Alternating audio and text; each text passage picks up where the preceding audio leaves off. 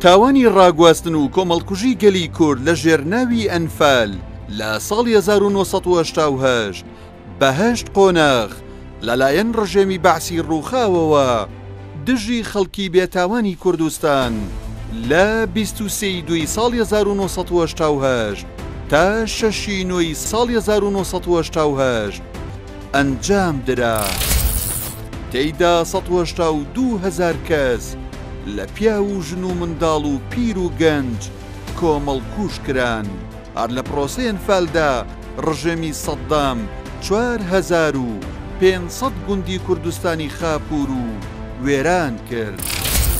قۆناغی یەکەمی ئەنفال لە 23 شوبات تا 19 ئاداری ساڵی 1970 قۆناغی یەکەمی ئەنفال دۆڵی جافایەتی و سەرگەڵ و بەرگەڵووی گرتەوە. لە ئەنجامدا دانیشتوانی 18 گوند و ناوچەی دۆڵی جافایەتی ئەنفال کران. قۆناغی دووەمی ئەنفال لەم قۆناغەدا لە 22 ئادار تا 1 نیسانی ساڵی 1970 هێرشەکان بۆ سەر ناوچەی قەرەداغ بوون. بەپێی چەند زانیاریەک ژمارەی ئەوانەی لەم ناوچەیە دەستگیر کران دەگاتە 2,000 کەس و دەست بەجێ ڕەوانەی فەرمانگەی ئاسایشی ڕژێم لە سلێمانی کران. قۆناغی سێمی ئەنفال لەم قۆناغەدا لە 7 تا 20 نیسانی ساڵی 1970 بەعس هێرشی کردە سەر ناوچەی گەرمیان و سەنگاو.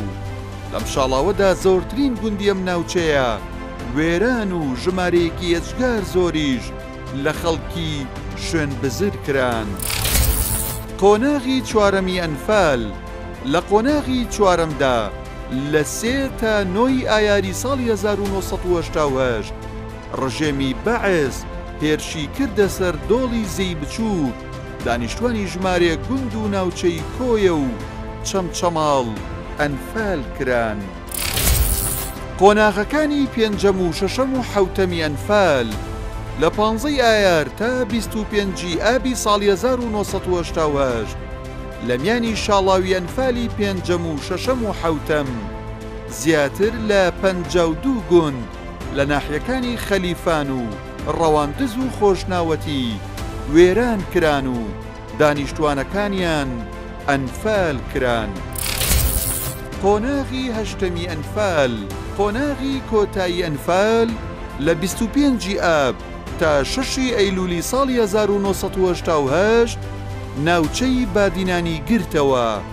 تێیدا ژمارەیەک لە دانیشتوانی ناوچەکە بە شێوەیەکی دڕندانە ئەنفال کران.